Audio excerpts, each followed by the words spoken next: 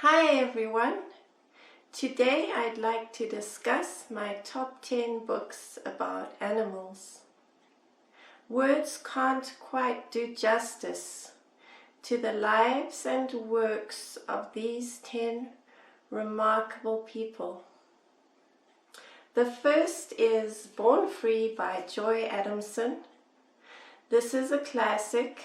I have a vintage copy of her book. And it tells of the life of Elsa the lioness. It all began one fateful day. Joy's husband was out hunting, and a lioness charged him. What he didn't know when he shot the lioness was that she was protecting some cubs. He rescued the orphaned cubs and brought them to his wife Joy, who cared for them. What followed was Elsa's story, Born Free. In this story, Joy tells the story of how she raised Elsa and re-released her into the wild. This is something that no one else had ever achieved before, so it's really remarkable. The book has some black and white photographs, and it's a wonderful story. I highly recommend it. The following book is Living Free, which tells Elsa's story after she is released into the wild and she gives birth to cubs, and how she is a successful mother. So it's really wonderful. Definitely recommend those two books. The next is Love, Life and Elephants by Dame Daphne Sheldrick. Daphne Sheldrick is a truly remarkable individual. She takes orphaned elephants, raises them by hand, and then releases them back into the wild. She has a wildlife orphanage. She has taken care of all kinds of animals, but her great love is for elephants, and she has been very successful in caring for elephants and conservation efforts. This truly is a wonderful book, and I highly recommend reading it. The next is Cry of the Kalahari by Mark and Delia Owens, and Eye of the Elephant. These are two great reads. Mark and Delia Owens were researchers in the Kalahari. They researched apex predators there. They lived out in the wilderness and encountered animals that most people only dream of seeing. They learned a lot while they were there, and they wrote this lovely book, Cry of the Kalahari. It's definitely a classic and one you should read if you're interested in conservation. Their next book, Eye of the Elephant, tells their story of their time in the Luangwa Valley. After they arrived there to do their research, they were horrified to discover that elephants were being poached in the area left, right and center.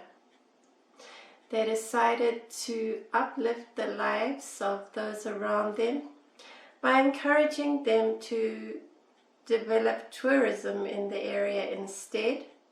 So it definitely was a win-win situation for everyone, the people and the animals. And it's definitely a nail-biting story. It's a true life adventure story, so definitely one you should read. I live in Colorado, and one of the animals I see around my neighborhood is the fox. So when I saw this book by Adele Brand, The Hidden World of the Fox, I picked it up and I learned a lot about foxes. So it's really fascinating, and it's all about the natural history of foxes, and includes some cute pictures of this wily survivor. Yeah, definitely a great read. The next is The Rhino Crash by Nick Newman and Karen Mitchell. This is about an extremely rare mammal, the black rhino.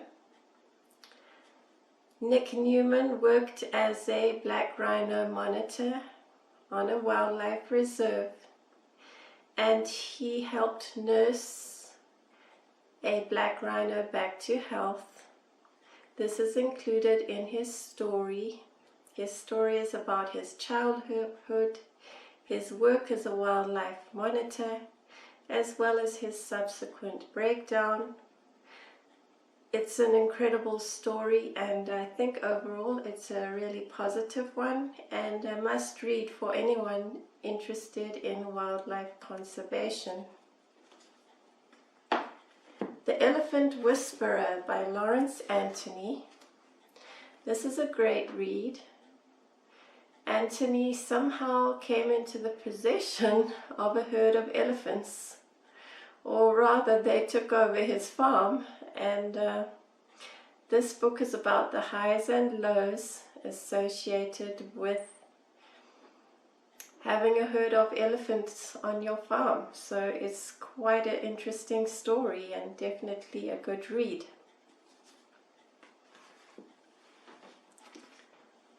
Gorillas in the Mist by Diane Fossey. I'll read a bit from the back of this book so you get a better idea what this is about. Among the most books ever written about our connection to the natural world, Gorillas in the Mist is the riveting account of Diane Fossey's 13 years in a remote African rainforest with the greatest of the great apes.